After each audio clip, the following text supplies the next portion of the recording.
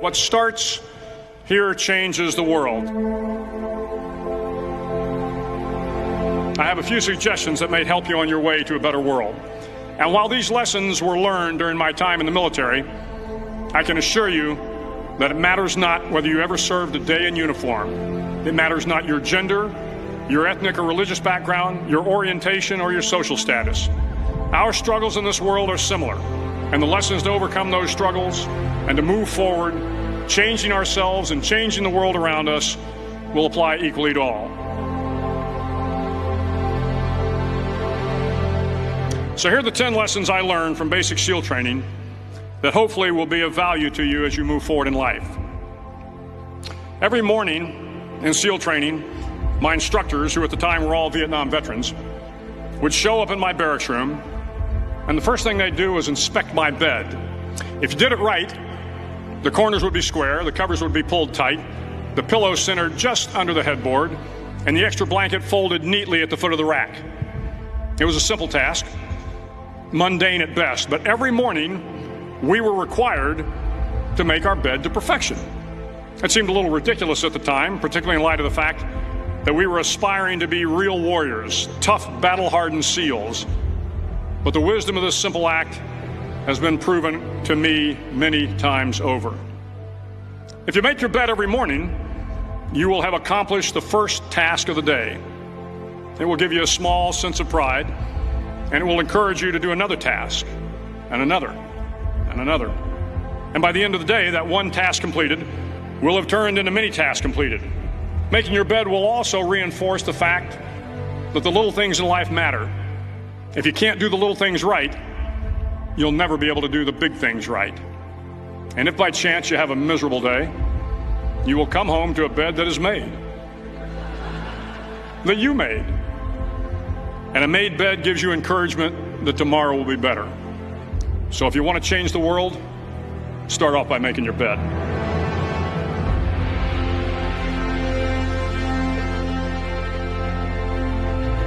During SEAL training, the students are all broken down into boat crews. Each crew is 7 students, 3 on each side of a small rubber boat, and 1 coxswain to help guide the dinghy. Every day your boat crew forms up on the beach and is instructed to get through the surf zone and paddle several miles down the coast. In the winter, the surf off San Diego can get to be 8 to 10 feet high, and it is exceedingly difficult to paddle through the plunging surf unless everyone digs in. Every paddle must be synchronized to the stroke count of the coxswain. Everyone must exert equal effort, or the boat will turn against the wave and be unceremoniously dumped back on the beach. For the boat to make it to its destination, everyone must paddle. You can't change the world alone. You will need some help. And to truly get from your starting point to your destination takes friends, colleagues, the goodwill of strangers, and a strong coxswain to guide you. If you want to change the world, find someone to help you paddle. Over a few weeks of difficult training, my SEAL class, which started with 150 men, was down to just 42. There were now 6 boat crews of 7 men each. I was in the boat with the tall guys, but the best boat crew we had was made up of the little guys, the Munchkin crew, we called them. No one was over 5'5". The Munchkin boat crew had 1 American Indian, 1 African American, 1 Polish American, 1 Greek American, 1 Italian American, and 2 tough kids from the Midwest. They out-paddled, outran, and outswam all the other boat crews. The big men in the other boat crews would always make good-natured fun of the tiny little flippers the Munchkins put on their tiny little feet prior to every swim. But somehow these little guys from every corner of the nation and the world always had the last laugh, swimming faster than everyone and reaching the shore long before the rest of us. SEAL training was a great equalizer. Nothing mattered but your will to succeed, not your color, not your ethnic background, not your education, not your social status. If you want to change the world, measure a person by the size of their heart, not by the size of their flippers. Hello, everybody, and welcome back to the Karis Project podcast. We are here with episode 160 of The Matrix Reloaded. the Jezebel Effect Part 5. We might have to just maybe start a little thing, just a mini series called the Jezebel Effect, because we're going to be doing these for a little while because we have been exposing the effect of feminism. And like I said, we're not saying that feminists are this way. We are looking at the teachings and the effect of the teachings, which is different than people, right? Many people are well meaning. It doesn't mean that what they're believing is always what was sold to them, which many people are unaware of, or they were told some variation of something or the other. But it doesn't matter. The effect is the same, but not the people. We're separating well meaning people. So we're going to continue down on actually a couple of things. We're going to talk about Bernays and so forth and bring in a couple more ideas. But I wanted to bring in a couple of things here for before we got in because you were having your stream there and you were saying a couple of things. So I thought that one of these things would be of interest to bring up. Let me get it up here. Because they're talking about women and men being equal in every situation, which isn't true. But let's listen to what this woman had to say when it came to talking about relationships. What do women want men to do? The reality is women want men to be their personal slaves.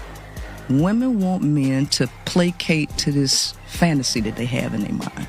And women got a lot of fantasies. Women want men to be these aggressive vessels that have a woman's nature. This is what they want. It's like they want their cake and eat it too. So they are addicted to sex to justify their sexual addictions since they can't stay away from it. They have to try to make the man become a version of a woman that they like sleeping with.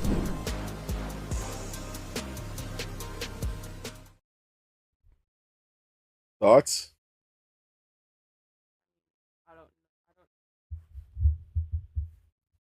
What? I don't understand what she said at the last part about the addiction. Like That they're I addicted to sex and they want the man to become a version of themselves, like a version but of she didn't themselves that say they like. why. She said because they want the man to become a version of what they like so that they would actually want to sleep with them, but she never said why. Like she never told us why. I, Like she just gave a bunch of outcomes. I don't understand why she was I saying that. guess what I gather is that she was saying that they want a man because they're addicted to sex. They want a man like Yeah, but that's themselves. not. I don't No, know. she's saying that they're trying to create the man into a feminine version of with a man's aggression so that they'll be attracted to sleeping them. She's saying that they're gay. She's essentially saying that they're making the man like a sex object aggressively physically but with feminine tendencies so that they'll want to sleep with them and have sex with them to soothe their sexual addiction. But she never gave the circumstances. No, she wanted the men to be aggressive like they were. Men are not naturally aggressive. They But are women are not. assertive. Women, when they mimic men, become aggressive.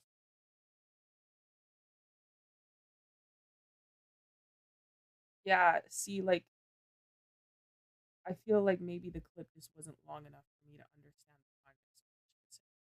Because like I needed to hear more of what she said to make sense fully. Do you see what I'm saying? I understand what you're saying. I mean, a lot of it wasn't always that clear, but the point is, she was She's right trying that to say that they're trying to make men aggressive. Is that what you're saying? yes, like how Yeah. females are aggressive with each other. Yeah, yeah, yeah. That's what they But want. she said, but with a feminine tendency, well, man will become aggressive if he's feminine tendency with the strength of a man. But then that's the only man that they want to have sex with because he has a feminine tendency which she's comfortable with, but he has the body of a man and the aggression of a man, which she feels like is going to be her 50 Shades of Grey And it's sex going to be experience. chaotic like her. Yes, so she's going to get off on the emotional chaos. So, And then she wants to control him well, at that's the how she same time. controls him.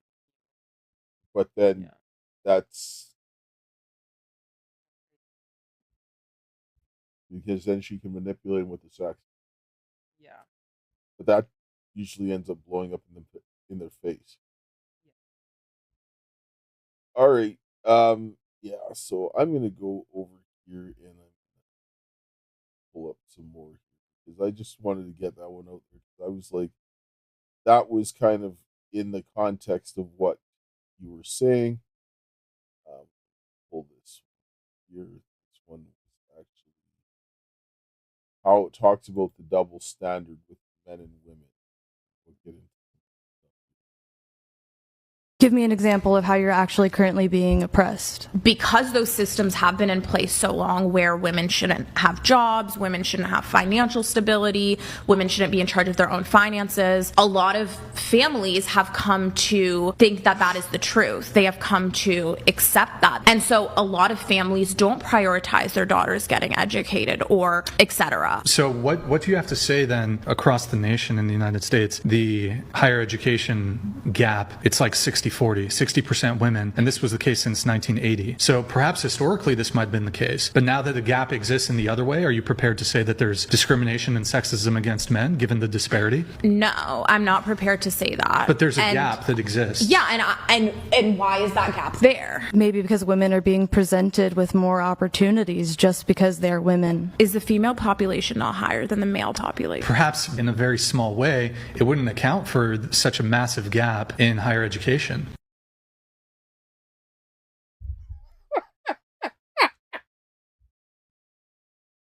Yeah.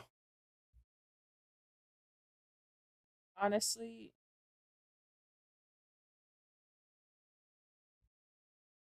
I don't know. Women shouldn't vote. Yeah. Yeah, women shouldn't vote. They shouldn't be in university. I don't care. I'm sorry. I don't care. University is a scam. It's a scam anyways. And they shouldn't be in jobs that men are supposed to do, that men are predominantly meant to do. There should be a wage gap. The reason why that men are being paid less is because women is stealing the money and opportunities from capable men. And I'm sick of these conversations because really they're talking about the wrong thing. Women can't get education, all this other crap. Well, does she need to go to university? What value is she going to put into society by going to university? Like, why are we really asking the wrong questions? Like, why are you focusing on the wage disparity between men and women? Who cares? Unless you're willing to work as hard as them, and you're not. You're willing to, blow your back out because you're doing hard, intensive labor, not laying on your back, and you're not going to, then there's going to be a wage gap. And, education has nothing to do with it because a man can make more money than you because he worked hard for it and he has absolutely no education other than, some sort of primary and secondary education, which is like, K to 12. Doesn't mean that you are better than him. No, it doesn't. Like, women seem to think that intelligence makes them a man. No matter how smart you are as a woman, you will never be a man. They think education, because that's their most effective skill, is education. It's picking out words. No. Educating children is the most important skill that a woman has. I'm talking about the way that they use it, though. Yes. When they get it. Yes, but they think that they're going to level the playing field with men by education. Yes, women nurture, are really good at nurturing and educating children. Well, that's what they're predominantly meant to do, but they're not doing that. They're not doing it in the way that God designed them to No, do. they're doing it to do egregious acts of evil. Yes. And that's the problem. I would rather be beaten within an inch of my life and left for dead, black and blue, than have a female boss. Yes. Yeah, if you told me we're going to beat you within an inch of your life or we'll pay you loads of money to work for this woman, I would take the beating. Yes. I'm going to bring back this clip. This is a longer clip because we want to hear this. And I want people to think about what is going on with feminism as you listen to this clip. If our perception is being managed, then we are in a psyop. Guaranteed, we're in a psyop. So all this started with a guy named Edward Bernays. Edward Bernays. Edward Bernays. He was the guy that invented the term PR. And he changed the term from propaganda to public relations. He just changed the word propaganda. He was the guy, he's the reason our butter or margarine got dyed yellow. He's the reason that we think bacon is part of an American breakfast because the pork industry needed to sell more bacon. He's the reason the Department of War was changed to the Department of Defense. He's the reason that women started smoking Virginia Slims back in the 70s. When it was inappropriate for women to smoke. So he organized a parade called Torches of Freedom, where women would go and smoke in the street and just say F you to everybody. And he changed the perception as like, this is a symbol of freedom and I'm going to smoke. So he was the biggest propagandist probably in the last 400 or 500 years, like in the world. So he manipulated a lot of economic stuff. He had a lot to do with the United Fruit Company, which is down in South America, which you may have heard of in Panama. But this guy invented all of these processes to shape perception and change how people behave. And he was actually Sigmund Freud's nephew. And he wrote a lot about this propaganda stuff. And his best-selling book that he wrote about all of this is called Crystallizing Public Opinion. And in this book, he talks about grabbing a hold of somebody's focus, establishing some kind of authority. And I'm using my own words here, but it's that same exact process. So if you think of that FATE model that we talked about, FATE, focus, authority, tribe, and emotion, that's our hardware. There's another set of influencing factors for the human side of the brain, the software part. But that controls our hardware. And with everybody, we have all the same hardware, identical. Almost identical hardware.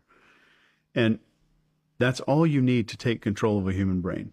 It's like, can I establish the focus? Are they doing that with the UFOs? Did they harness our focus? Are there people of authority coming out? Is there a sense of tribe involved with that? There's UFO communities, there's the subreddits, but if I like a couple of UFO things on the internet, I'm going to get fed like crazy amounts of UFO stuff online. And then there's emotional stuff. And then we have like the emotional anticipation of some of these videos that says, John Smith is going live tonight at 7. He's going to expose everything, new secrets you've never heard before. And of course, nothing happens. Mm-hmm. So if I can harness the power of FATE, then I can control a total society.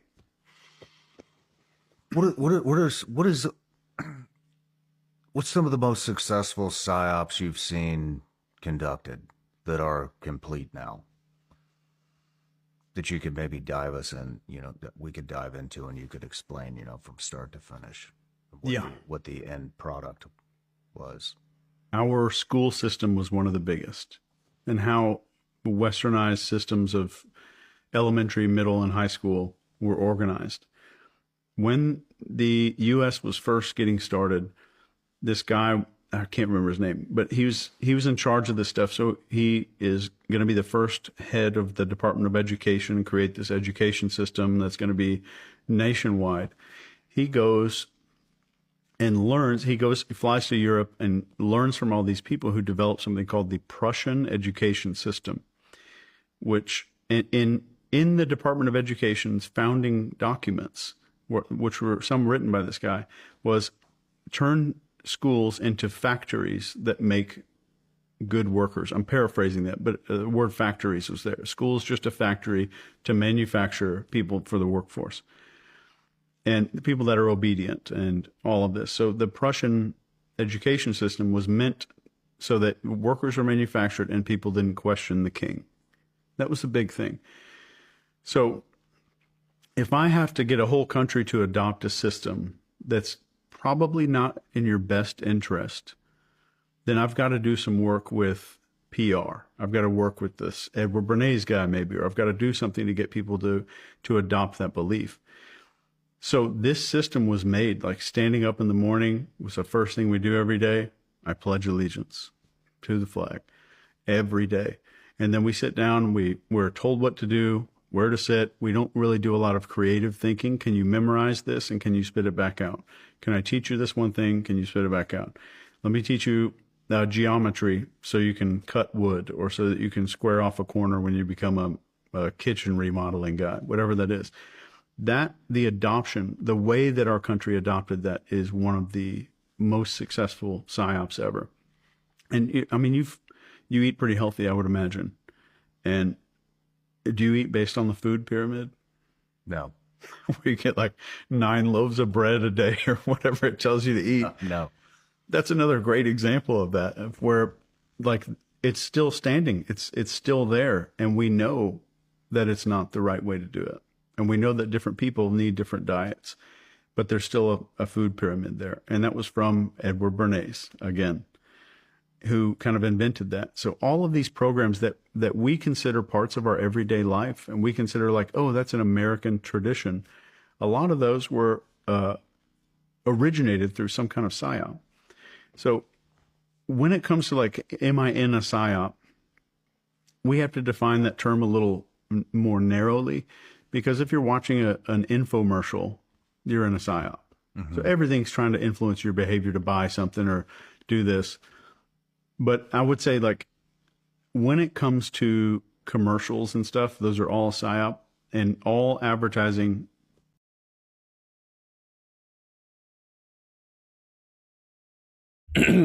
So, education or indoctrination. Who's being educated more than anybody else right now? Women. Right. And who are the best educators? Women. Right. So when they start indoctrinating women, and they're the ones who are educating, and then they put them into schools, what do you think they're doing with them? Well, actually, you would say that women are the best educators. For young children? Men. Yeah, but women have to learn from the men first so they can teach their children. Yes, but I'm saying their ability to communicate the information to the young children, they are the best suited to do that. Yeah. So they're going in, they're getting something that is kindled from the hellish torch of Satan, and then they're taking that and they're instilling in the minds of children. They are using them actively through that educational system to replace the parent and indoctrinate them with filth. And when a woman that is young, when your child is young, the woman is going to have a greater effect on laying down that foundation through her nurturing capabilities to influence that child in a very wrong manner. And then you're not able to dissent against this when you speak about feminism and see how long you last. You're going to turn it there. Even feminists have said something about certain areas of feminism and they got destroyed. Yeah. Right? Yeah. So we have to start sitting down and think about, when you look at it, when you think about it realistically, feminism is a huge psyop. That is. It is a complete psyop that is being run against the people to tell them some things that make absolutely no sense whatsoever. None. Anything you want to say? Yeah, and the Prussian system, like, we've been telling people for a hot minute that the education system was built off of the Prussian system. The fact that they have it officially on the records of the Department of Education, like, that was the founding thing, and Edward Bernays and all that. I'm like, that's hilarious. I've been telling people you can look at the government's documents of all the different departments, or you could go to government archives, you could go to Library of Congress. You can find a lot of information about the beginning of everything in America, but people just don't read. And that's the problem. Well, that's one of the problems, I guess. Yeah, like you said, he was correct. He does have the book called Crystallizing Opinion. He also has a book called Engineering of Consent and a book called Propaganda. Yeah.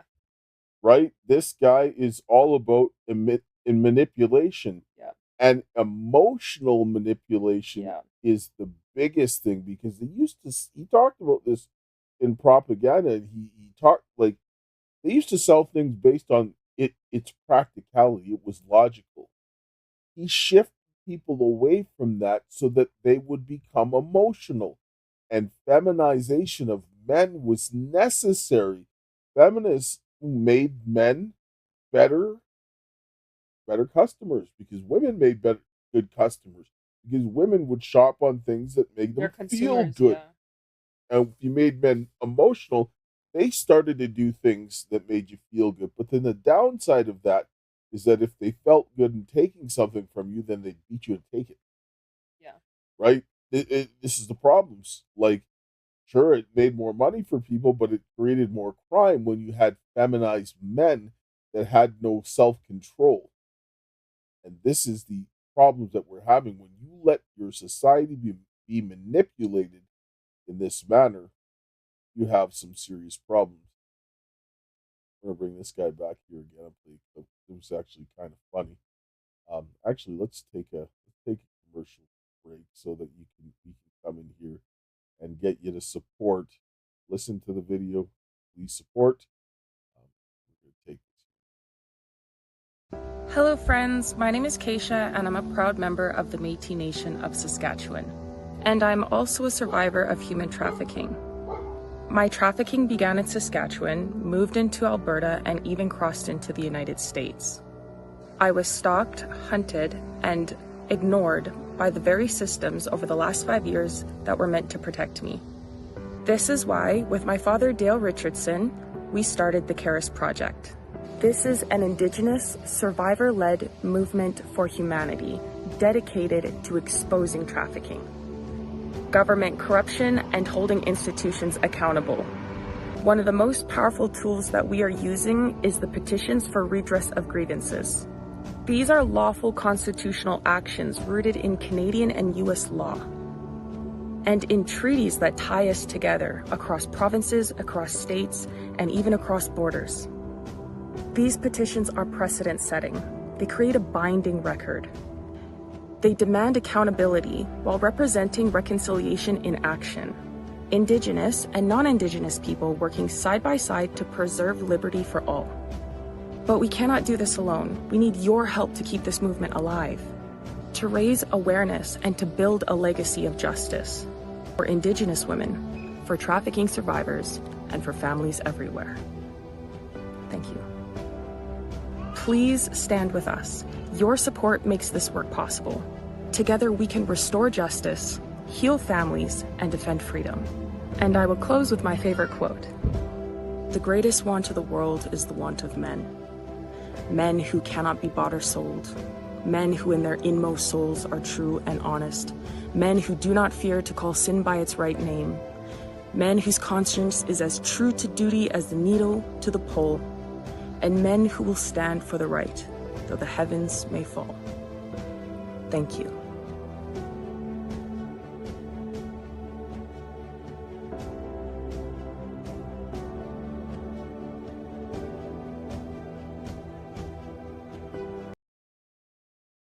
So if anybody wants to support, please support the Caris Project.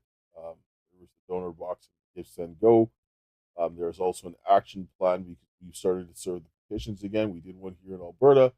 Or you can go to mypillow.com/the Caris Project or call 800-845-2942. You can use promo code Caris. You can use the donor box or Give, Send, Go. Or you can go to all my links/the Caris Project. They got, and you can see the stuff in the ticker.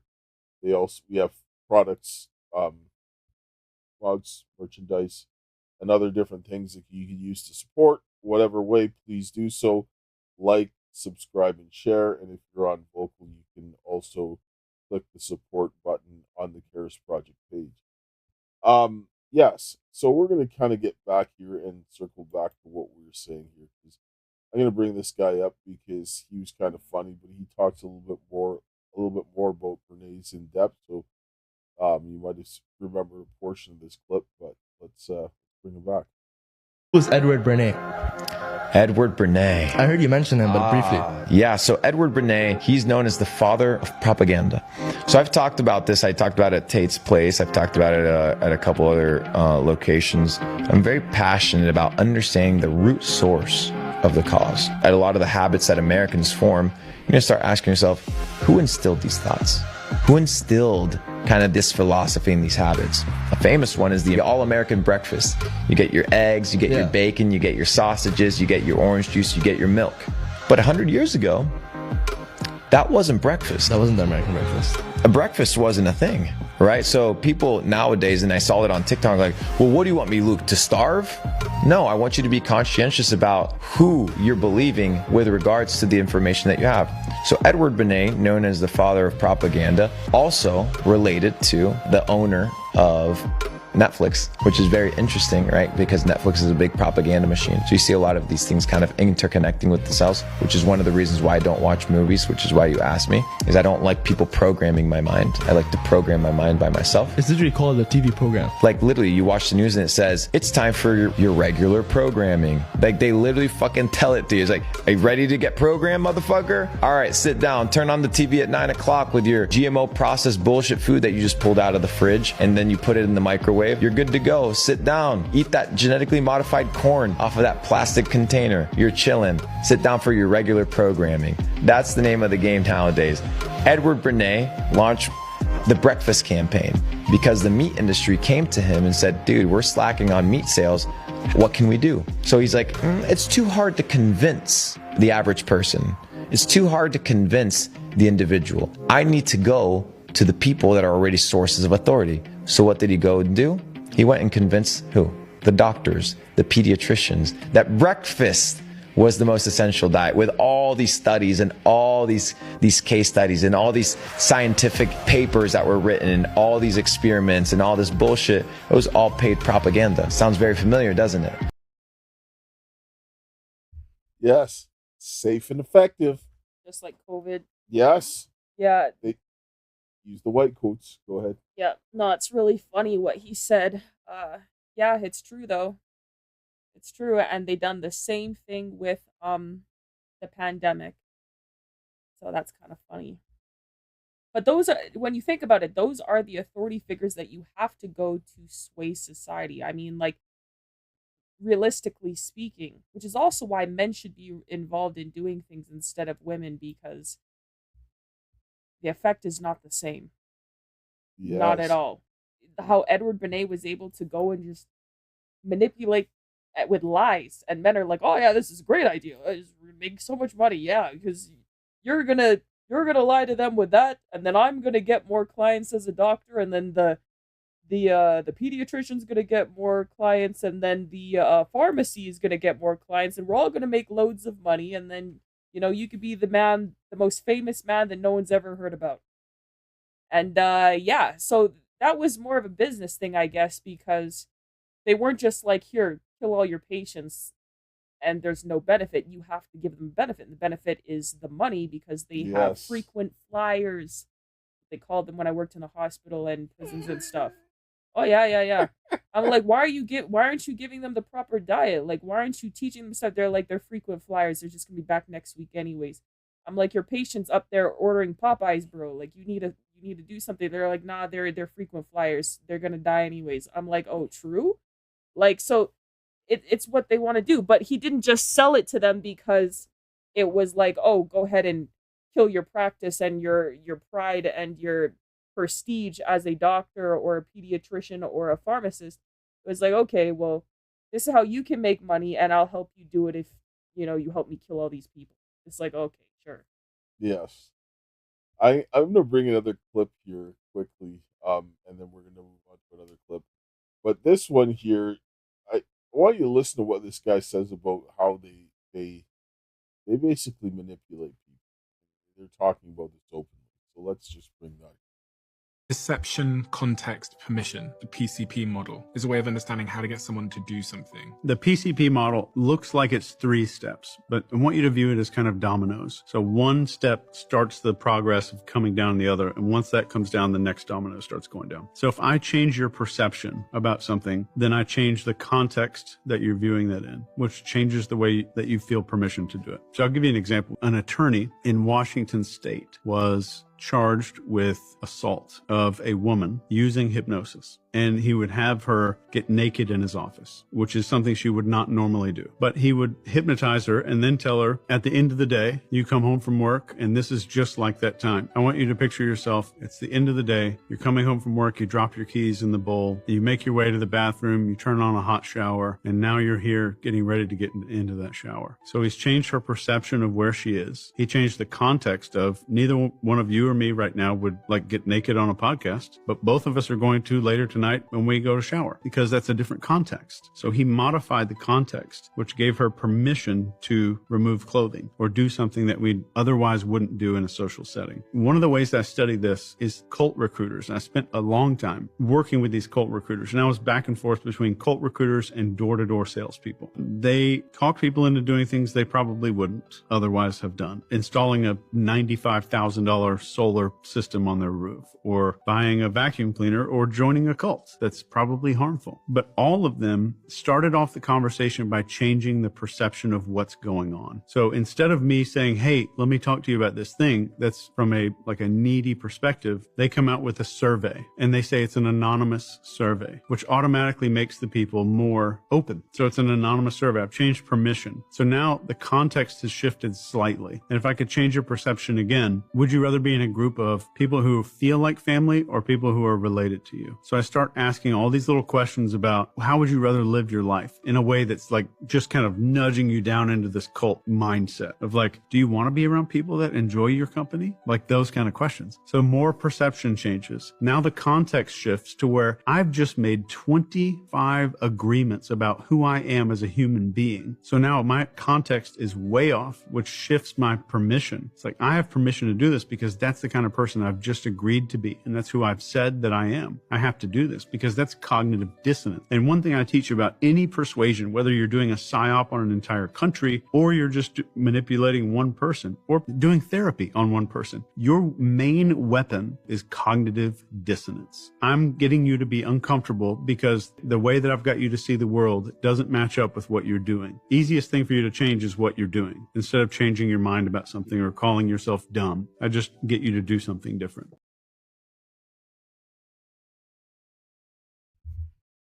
Now, remember when he said almost everybody's minds are wired the same? He's talking in a very overconfident way. And they know that psyops don't work very well on everybody. No, they don't. Some people are very high resistant. I'm going to explain to you why. I'm going to play a clip. And there's this Polish fellow named Kazimierz Dabrowski. You're going to correct me on it. I know I don't say it the proper way, but I'm English. Yes. This guy did a lot of things, and he did a theory called the theory of positive personality disintegration. He was a very brilliant fellow. He quantified personality in a better way than anybody else. The MBTIs, their serve a purpose, but they actually don't encapsulate how personality works. And a lot of it he uses in a little bit different way to describe it, but says that it's more fluid and it changes based on the experiences, and putting people through pressure will either break them down or they will disintegrate but then reintegrate their personality and come out stronger on the other side. So I'm going to play this clip and you'll understand why certain people are not as resistant to the psyops.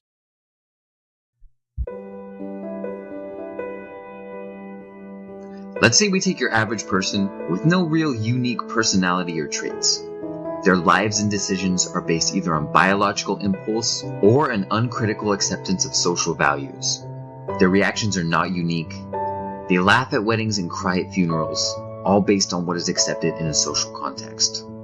Their life has been shaped by a media and an education system that does not value individual expression and real examination. Dabrowski calls this level 1, and a significant majority of the population falls under this category. Then, on the other hand, we have what he calls level 5, the visionaries, the Nelson Mandelas, and the Martin Luther Kings of the world. Nearly every action they take is in line with their core values and the unique way they see the world. Truly visionary works are only created by people who are unrestrained from social convention. They have strong acts of creative expression, usually through action, art, or social change. And then we have everyone else who is somewhere in between. On both levels 1 and 5, there's little internal conflict. For level 5, that is because their actions almost always align with their views on life. There is no internal turmoil because all decisions are based on well thought out hierarchical values. On level 1, their actions are often self-advancing, but they can always be justified either by a social norm, like I speed because everyone else speeds, or through the mindset of the ends justifies the means. And we see this all the time in leaders, politicians, and on TV shows like Game of Thrones and House of Cards. At this level, self-advancement comes before all else. This is something I saw a lot while I was working in sales. There wasn't even a second thought given to misleading or misrepresenting the truth in order to make a sale. And it could always be justified by, I have to hit my sales numbers in order to keep my job. Or something like, this guy drove up in a Rolls Royce, he can afford it. On level 1, because their values are shaped by culture, they will only stay ethical as long as the society holds an ethical standard. Where it gets interesting is between levels 2 through 4. This is where real personal struggle and existential crises begin to happen. At level 2, many of the status quo explanations for the way things are learned through traditional education begin to collapse under individual scrutiny.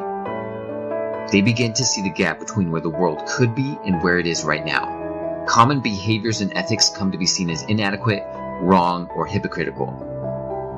Crises like these represent a strong potential for personal growth. This person can now move ahead with careful examination of the world and their own value system, or the social and internal pressure can cause them to fall back into level 1. Transitioning from level 2 to 3, you begin to compare and contrast actual behavior of most people to a higher idealized choice. Your authentic self will always choose the higher path as the clear and obvious one to follow.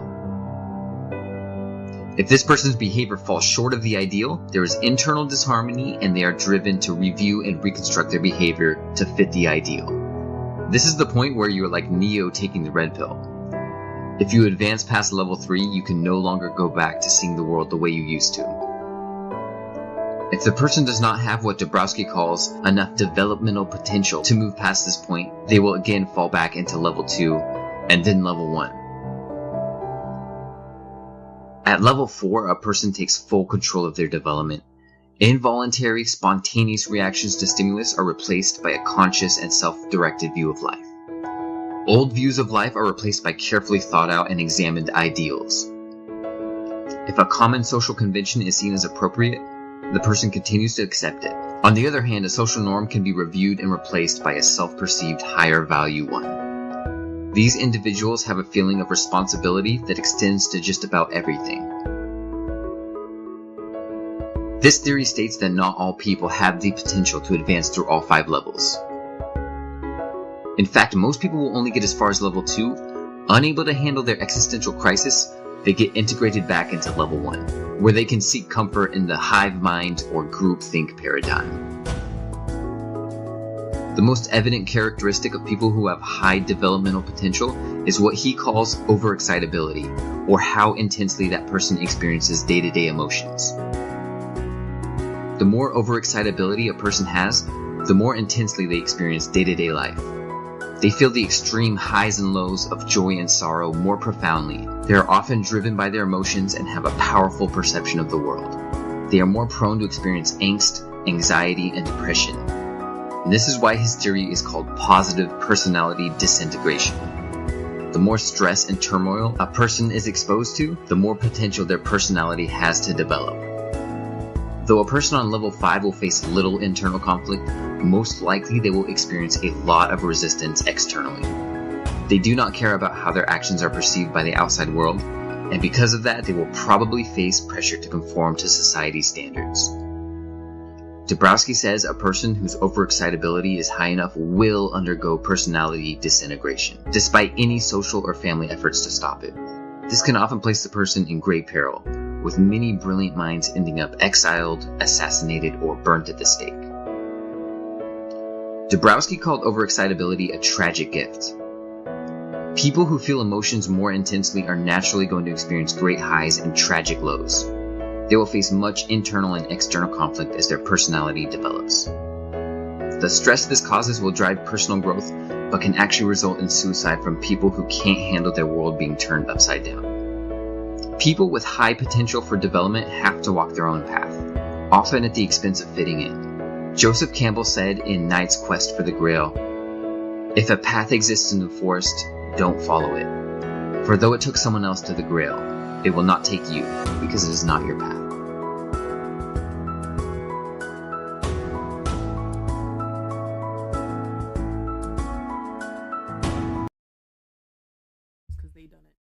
Yes. This what you just watched here is what they use to test people for these metrics in school. Yeah, they do. What in Canada is Dabrowski, he was influenced Maslow, right? And they were contemporaries, but Dabrowski had a large influence on Maslow. He came to the United States and then he came to Canada. He taught at the University of Alberta. They revered this man. Canada is one of the world leaders in psyops because of this man's work, because they can identify the ones that have the highest developmental potential, and these are the ones that they attack the most. The people that you're seeing getting destroyed are the ones that have the highest developmental potential. These are the ones that have this mental toughness because of the insane amount of overexcitability is what he talks about, right? And a lot of it isn't just emotional. This guy has some grasp, but it's not all that much. Like, yes, they have emotional, but there's other excitabilities that can counterbalance if you have high emotional excitability, like the high intellectual overexcitabilities will then be able to rationalize whatever emotional thing that you're dealing with. You can deal with these things in real time. This is why they attack people. This is the highest scale, and the people that will end up pushing further to level 3 and past are Christians because of their beliefs, because it's ingrained in your mind that you're in a war and all of these things. And like what the guy said, that cognitive dissonance is your greatest weapon, because people will rather change themselves than change the view of the world. When you're at level 4 and 5, especially level 5, it don't matter. Cognitive what? There isn't even a thought, because you know what you need to do, and that's it. They hate the people that are level 4 and 5. Because the level 5s are the guys that will, like they say, they're the visionaries. They come up and they a lot of these guys end up dead because they will not capitulate, right? Those are the kinds of people that they hate. They will do everything to destroy them. And even a lot of level 1s will attack them because they make them feel bad.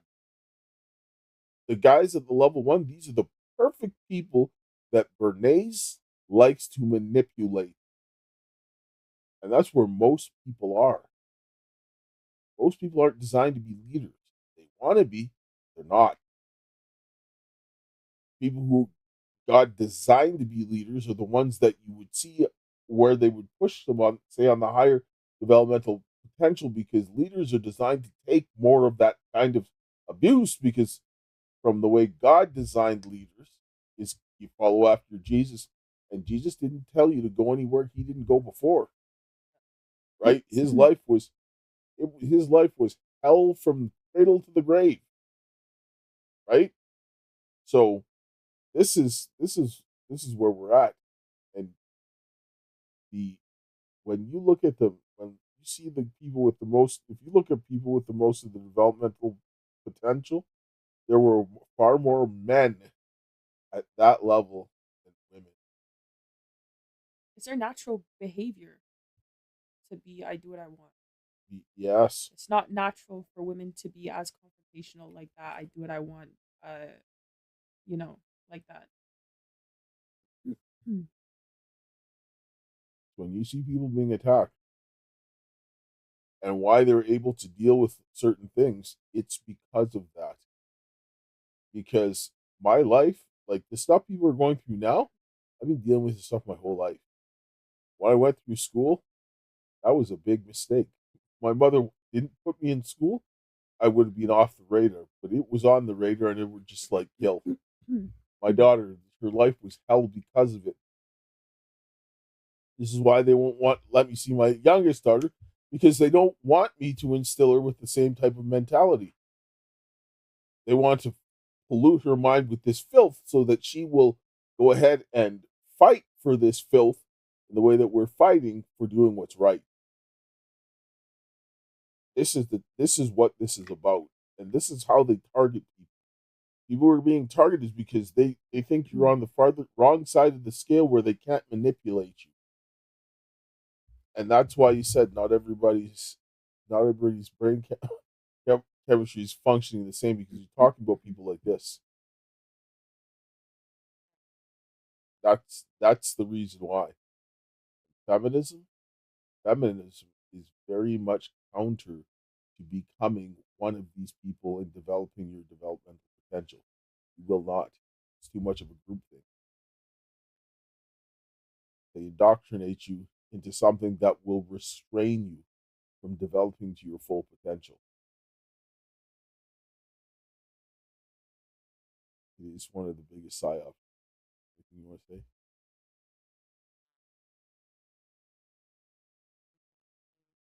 Yes. So at a time where you need people that are unafraid to deal with this stuff and are unafraid of public pressure or any of that kind of stuff, or what people are going to do, those are the kinds of people that you need in these types of times. But people, because they feel bad, want to destroy us. Right? That's really all there is to it. Like, I mean, I don't know what else to say, because when I sit down and hear people talking about, well, oh, they have it so bad. No, you don't. When I listen to some white people are getting discriminated against, no doubt. When I look at what happened, I'm like, yeah, that's what it's like to be black my whole life. Literally. Like, I'm not gonna lie, I really don't care. I really don't care. When I hear white people whining about, oh, my skin color, they hate me because of my skin color, I'm like, join the club. It was always gonna come to you. You should have listened before. And I'm not saying that it should happen to people. I'm saying you sat by and watched this problem, and now that you're feeling the burns and the coals of it, now you're complaining about it. You're not sorry that you're actually that you done it. You're sorry that you're experiencing it. So like, people who are out here trying to complain about something that's been going on for a very long time, and the people are disingenuous, acting like racism is only happening to white people. It's not racism. True. Oh, the world is only racist to white people. All the minorities have everything in the world that they want, and they have all this privilege. Everyone who sits down That's and emotional. says it is, people who sit down and act like racism is only to white people and this is only unfair to white people, you need to get your head checked. If anybody because wants, at the end of the day, you're still a nigger. I'm sorry. And the actions show. I'm going to sit down and say at the end of the day, if anybody wants to sit down and say that, trade positions with me. Oh yeah. Go right ahead. I guarantee you, I don't know anybody who would last in this situation. I don't care. Well, the fact of the matter is this is not about where, yes, white people are getting discriminated and it's wrong. But the fact of the matter is there are people that know what to do and how to help you through this, but your pride and your hurt feelings and cucking to women is the reason why you're in this position. Because right now, the reason why white people are in this position is because they put women in positions where men should be. And then they allowed the cucking down of their society, because if they were having babies, there wouldn't be any of this mass immigration. They'd have no justification for it. Sure, they'd have a little bit of immigration, but after the baby boomers, you look at what happened during the 60s. Well, the baby boomers, they did not have the kids to replace them because they went off a cliff and changed the course of this country. Right? This is why they're the most self-entitled. They don't care about anybody but themselves. I'm just saying, I don't care about anyone that says, oh, racism, because I never could say, oh, racism, so I'm going to stop. I was in America. I was homeless. I looked homeless. And I still had to go to events and explain to people what was going on and try to connect with people. People were threatening us to kill us, doing racial hate crime, literal racial hate crime against us. I was experienced all sorts of racial abuse, physical, all sorts of in America, and still had to go around doing stuff. So, oh, racism and my hurt feelings, I don't want to hear it. I don't care. Tell somebody who does, because I don't. Well, I would say no one should experience that, but I'll tell you right now, when I'm just saying it shouldn't stop you from doing what you need to do. No, when I grew up, when I experienced racism, there was no DEI or any of that nonsense when I was growing up. You know what happened when I experienced racism? Work harder. Exactly. That That's was my point. only option. That's my point. I couldn't complain. I had to sit down because who was I going to blame? The people that were racist? Yeah. I was a minority. I just had to deal with it. Like, I had people going through school. Like, before I was going to school, people were spitting through my window, N-words, go back to Africa. And teachers telling me right to my face, we're not even lying and gaslighting me, telling me that black kids don't learn as well as fast as white kids. I just outperformed everybody in the entire city. Yeah. The entire country. And they're going to tell me that. So, yeah, I understand what that's like, and I had to deal with that and had people do a lot of unreasonable things, and a lot of them were feminists that did that. So, at the end of the day, I just had to deal with it and move forward. Don't sit down and complain or cry, but I do recognize that this is a type of thing, and there are people who can help you. You just need to accept the help. Put the pride away. Don't destroy your country because you feel bad or something makes you feel a certain way. Because at the end of the day, if everybody don't work together, we're all dead. Anyway, I'm going to close here with a prayer because we're going to need some of this.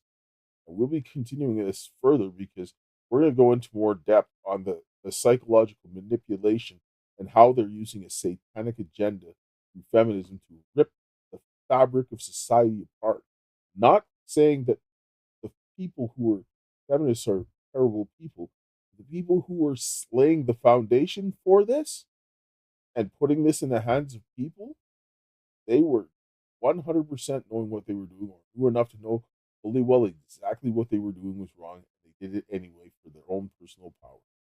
And we need to start wising up to that and saying no more. And we're not going to be abused because, like that group think and how these people were talking about the psychological manipulation, this is what they've been doing to us for years. Feminism is the biggest, most destructive psyop of them all because it inverts everything over. So I'm going to close here with a prayer. I'll give you your final thoughts.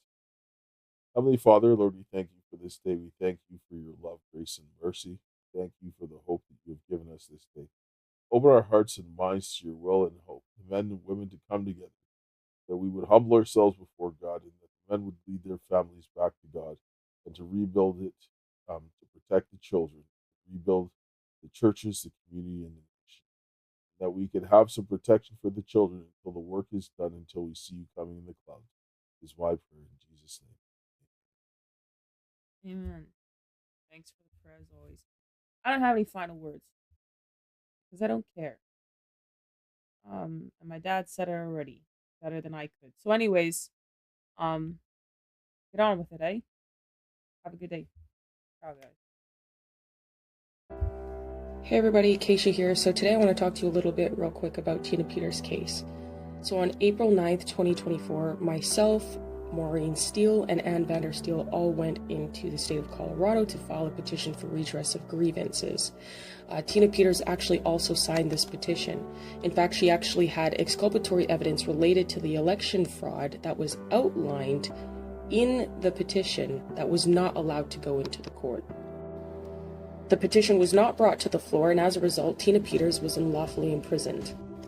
My father, Dale Richardson, was actually tortured in the state of Colorado to suppress his evidence of treason against the United States, which was based on improper engineering controls which allowed for the spread of the COVID-19 virus, which was likewise created at Wuhan by Peter Daszak and the EcoHealth Alliance with the pathogen, which were handed over to the Chinese by the Winnipeg Biolabs.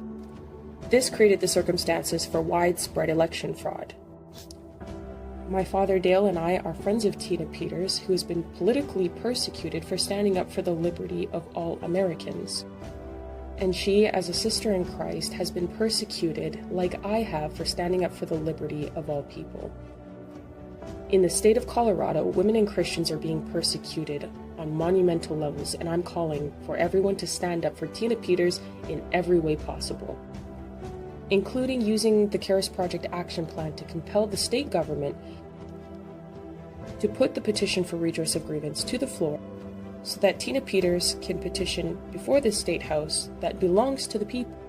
And if Colorado continues to deny a Republican form of government, we will implore that Congress and President Donald J. Trump initiate Article 4, Section 4 of the United States Constitution, which guarantees a Republican form of government, to the states, and use that just power to intervene and provide what the Constitution has ordained. The time is upon us to come together and stand united as people, and let the world know that we stand together to preserve this perfect union for all Americans and our posterity. That is why, y'all already know, I'm going to leave you with my favorite quote. The greatest want of the world is the want of men. Men who cannot be bought or sold. Men who in their inmost souls are true and honest. Men who do not fear to call sin by its right name. Men whose conscience is as true to duty as needle to the pole. Men who will stand for the right, though the heavens may fall. Ciao, guys.